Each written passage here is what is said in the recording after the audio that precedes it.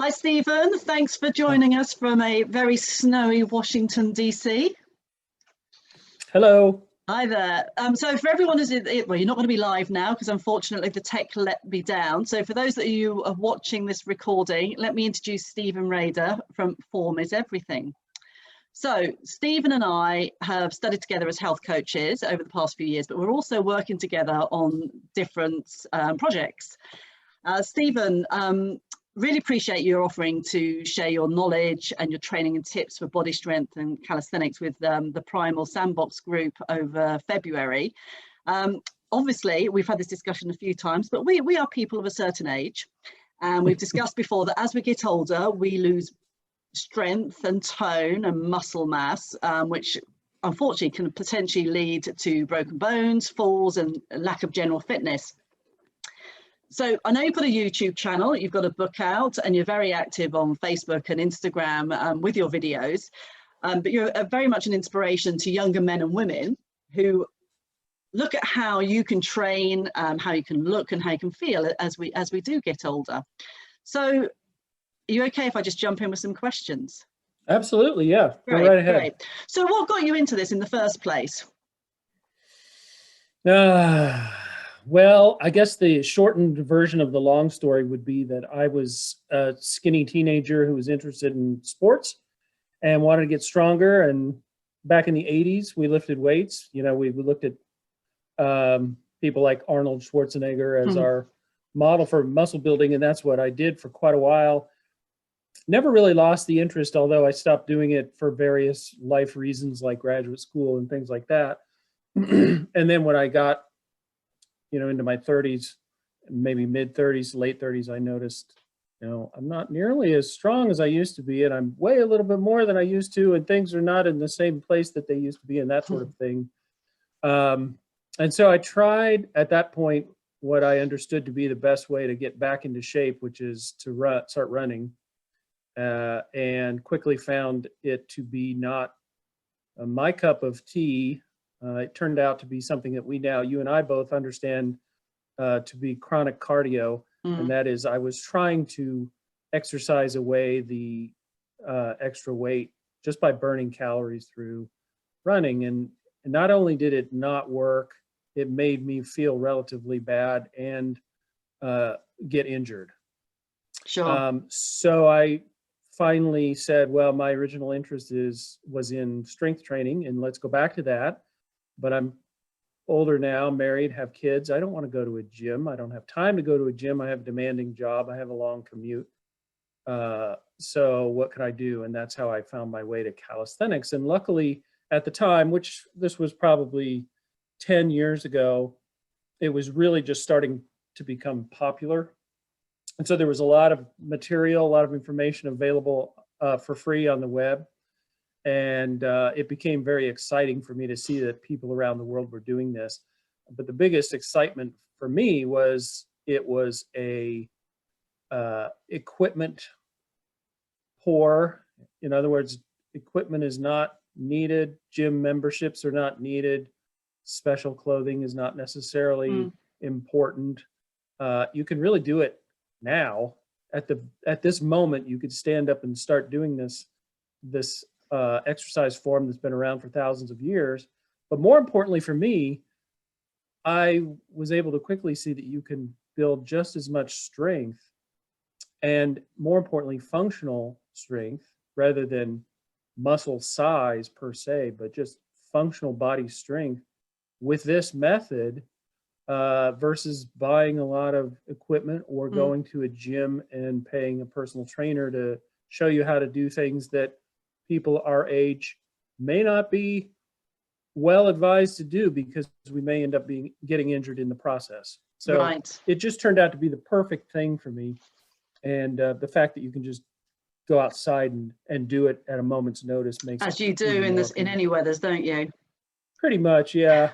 I mean, I don't spend hours out in the snow, but if I like to do micro workouts, and I think we're going to talk about that pretty soon, but I like to do little pieces of workouts throughout the day, and it's easy to run outside, even if it's snowing. If you're only going to be out there for 10 minutes, it's not a big deal. So why is building muscle so important? Yeah, well, for a teenage male, it's important for reasons that go away eventually when you, you want to look good, you want to look strong and be strong. But when you get older, uh, you understand. And my doctor actually helped me to understand this when I was in for a visit a few years ago, and she was doing a kind of a body scan, a muscle mass analysis and fat analysis. And she basically said that muscle mass at our age is money in the bank. Mm-hmm. And I looked into that a little bit, and actually I would revise that a bit and say it's more like money in an investment account or a money market account, because it's not only valuable and useful, but it pays you dividends as you grow older. Sure. Sure. Because as we age, we tend to, as you said, lose muscle mass. With that, in the absence of actually working out, we lose muscle mass. We also gain weight, and that's a bad combination because it means that you have less muscle mass supporting more weight, and we all know how that ends up for a lot of people. So, the more you invest in strength training, the more it will pay you down the road. Mm-hmm. And the more you do it, the more consistently you do it, even if you're just starting at our age, but you continue to do it consistently, the more you will be able to continue to do that consistently. And therefore, the more you'll be able to do things like go up and down stairs without a problem, pick things up without worrying about hurting yourself, and maybe even wrestle the grandkids without having to end up at the hospital. Yeah. So I mean, there's a few examples you've used there, and so for instance, I know you've mentioned this to me before with your baseball games, that sometimes when you haven't been as fit as you are, when you've gone down to pick a ball up, you found it difficult to get back up again. Other people might have struggled to get out of a chair, or like you say, going up the stairs and things like that. Now, most of us are fit, we're reasonably fit, but we are going to be going in that direction where if we don't keep moving, and what's the saying, motion is lotion, we have to look after our bodies. We've only got the one body, and we want it to last us for a long time, but for us to be able to be fit and have energy and to be able to carry on doing all the things that we want to be able to do. So why would you recommend this type of exercise? I mean, you've obviously there's all sorts of other exercises as well, and I know you're not going to say don't do them, because obviously any exercise is good. But what are the benefits of calisthenics particularly? Yeah, I mean, I would certainly say that any strength training is valuable, and so if there's something you find more natural, you prefer it, or you like it better, there's nothing wrong with that. For me, calisthenics has almost no barrier to entry. It is something that everyone already knows at least a little bit about. And you can't really say that about, say, weight training, for example. Most people wouldn't know the ins and outs of doing squats with a barbell or bench press, or even what exercises to do or how much weight to use or so forth. But with calisthenics, everybody knows about push-ups. We had to do them in school. And so the barriers to entry are small. There's no equipment required. Everybody already knows the basics, and you can get just as strong with this method as you can with all the equipment at the gym. And so it's almost like, why wouldn't you do it unless you would prefer to do those other things? The other thing I like about it is with weightlifting, ultimately the goal is, I mean, with any kind of strength training, you have to progress. You have to get stronger. And the only way to get stronger is to try to do something that's more difficult than what you've been doing, and then get used to that, and then move the bar up again. So with weightlifting, that typically means adding weight to the bar. Okay, so if I can bench press 100 pounds and I get good at that, then I'm going to start working on 125 pounds. And I get good at that's how weightlifting works. But where do you end up? At some point, you're going to end up with weights that are heavy enough that your joints are going to be challenged beyond what the exercise is designed to do, and particularly for an older person, this can lead to injury really quickly, and injury can be stubborn enough to last a long time, if not forever, with weights. With calisthenics, the way you progress is you progress towards more difficult versions of the same exercise, but you're never getting a load on that is dangerous to the joints, particularly if you're following the proper form and you're executing the exercise correctly and not cheating. So I could never get to a point where I'm trying to do a pull-up that's so challenging that it's going to injure my shoulder or my elbow. I might do that through too much use, but I can easily avoid that problem. But, you know, if I got to a point where I'm, say, bench pressing, you know, 250 pounds, my muscles might be strong enough, but my joints may not. So I think the injury risk is a little bit greater. Again, there are ways you can avoid this if weightlifting is your thing. Sure. But with calisthenics, it's just really not an issue. And the only other thing about calisthenics, the sky is really the limit. There's a lot of moves in calisthenics that are skill-based that honestly are very scary, even for me to think about, like a handstand push-up, for example. Those are things that perhaps people our age hadn't ought to be doing unless you really know what you're doing and you're planning to take a lot of time to get there. But the basic stuff like I stick with, push-ups, pull-ups, squats, and dips are almost without threat of injury unless you really don't do it right. Okay, so what you're saying is that we're relying on our own body weight to do the exercises, and then we just progress through those exercises to build up to more advanced calisthenics. Exactly. Okay, good. So question then, is there an age, not I was going to say an age limit, but is this suitable for all ages? So whether you're a 40-year-old or an 80-year-old, would you still be able to do these exercises? And well, we'll answer that question first, please. Yeah, absolutely. I started when I was maybe 45. I did have a background in weightlifting, but I hadn't done it in 5 or 6 years. All I was really doing at the time was riding my bike to work. So I had certainly some exercise background in cardiovascular health, but I didn't start doing this until I was in my mid 40s. Okay. I never had the goal of doing the money stuff, the stuff that you see on YouTube that you know, cause people to get really excited. I never really was interested in the handstands, push-ups, and you know, death-defying things. I've always kept it basic. I've always wanted to just basic's good. Keep it simple. Strength. Yeah, with strength building. So I stay with the exercises that are not too intimidating and dangerous, honestly. Okay, thank you for that. And so what you didn't say about the 80-year-old. Could an 80-year-old do it if they're gentle enough? Absolutely, and plenty of them do. There's a guy that I follow on Instagram. His name is Dragan Gruljevic, who's 74, and he does stuff that I can't do, certainly. But he does rope climbs and he does pull-ups with weight, and he looks like a regular guy until you see what he does, and then you realize that he's been at this for a long time.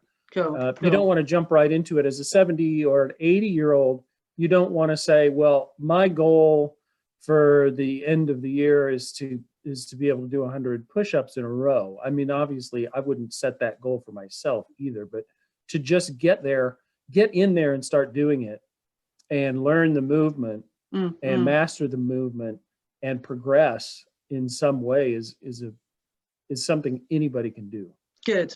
So it just means that even in your later years, you're still able to improve your strength and muscle mass, etc. You know, you just want to protect yourself, don't you? Protect your body and actually feel stronger. Good. And what about if someone has an injury? They might have weak wrists or ankles or something like that, or if they're potentially carrying some excess weight. Would these exercises work well for those as well, or would require them maybe to go and get some go to see the doctor first or whatever? Yeah, I think always you're going to want to see the doctor first. You're going to want to let your doctor know what you're planning to do. And then you're going to want to spend as much time as you possibly can with flexibility and mobility and mastering the actual movement itself. What I do and what I advocate in my book are essentially three main movements. They're really movement patterns more than they are exercises, because there are many different specific ways of doing exercises within these three main movement patterns, but they're the push, the pull, and the squat. And so within the push-up, within the push group, you can do push-ups, you can do dips, you can do all sorts of other things. Within the pull group, you can do pull-ups, you can do body weight rows. All of these are real basic movements. And of course, the squat. But you can basically get started with some form, even if it's really rudimentary form of each of those movements, and then progress with your flexibility and mobility at the same time that you progress with your strength. And that's one of the things that I really love about this, is that you're able to work flexibility and mobility into the very same thing that you're using to improve your strength. You don't have to do separate flexibility and mobility. You can, and it will certainly help, but I don't have to do a separate stretching workout. Okay. I can, if I do the exercises properly, and that's the reason I called my business Form is Everything, because how you actually do the exercise is far more important than how many you can do. Form is everything. So you can actually get the flex and the mobility and the strength in one bang, really. Wow. Okay, good. I heard, I saw messages between you and one of my clients, Leslie, on the Facebook page. It was about subsets and supersets, and what do you mean by that? Yeah. So the workout that I recommend in my book is essentially whatever variation of each of the three movement patterns that is suitable to you. Pick one within the pull, one within the push, and one within the squat, and do 3 sets per workout. So you do each of those exercises, you do 3 sets, which is a collection of repetitions. If you do the exercise one time, that's a repetition. And if you do 10 of those, that would be 1 set of 10 repetitions. So basically a workout is 3 sets of each of those 3 exercises. And I recommend doing them all on the same day, which is to say Monday I may do this stuff, and then Tuesday I'll take a rest. Wednesday I'll do it again. And as you progress, you can change that around, of course. But the question was, should I do my push-ups, then my pull-ups, then my squats, set 1, and then start over? That would be like a superset. So if I went straight from my set of push-ups over to the pull-up bar and started doing pull-ups, and then straight from there over to squats, that would be a superset, because I'm doing 3 sets of 3 different things back to back without resting. And the other way to do it, which is the way I usually do it, would be to do my 3 sets of pushing, rest, 3 sets of pulling, rest. And I'll even do those later in the day. There are benefits to doing it one way or the other. I'm more interested in strength training, so that's why I do it the way I do. But some people are more interested in the cardiovascular and the conditioning component, and so the superset would be better for that. Okay, that's brilliant. That's brilliant. Now, you've shown us your book a couple of times. This is just to let everybody know that you're all going to get a free e-copy of Stephen's book. So it'd be good if you like. Well, we'll be watching you through the different activities through the month anyway, but certainly we'll make it available to everybody, and we'll send it through, so you can then actually start following these exercises that Stephen is suggesting. And there's lots of images to show you exactly what to do. So drawn by your daughter. Very clever girl, very clever girl. Yeah, so she's quite the artist. I mean, that's been really, really interesting. I mean, for me, it was, I'm glad we've covered the us getting older, and other people that may be in the same boat that feel that potentially they're not feeling as strong as they could do, and the importance of making sure we are stronger and healthier as we do get older. We'll certainly enjoy our later years that way. So thank you very much. I know you're going to be joining us, and hopefully we are going to be able to do a live Facebook. I'm really sorry about earlier. That was just me not working well with the tech, but we'll figure it out. Yeah, we will figure it out. So thank you so much for joining us this evening, or this morning your time. And yeah, I'll get this posted up on Facebook, and we will. Oh, I think you're going to, but you've got some other new videos as well, haven't you, that you're going to be sharing with us? So we'll be putting those up over the next few days as well, to show people how to do these exercises. Excellent. Thank you very much, Stephen. Really appreciate it. Absolutely. Looking forward to the next one. Thank you. Speak to you soon. Have a great weekend. You too. Take care. Bye.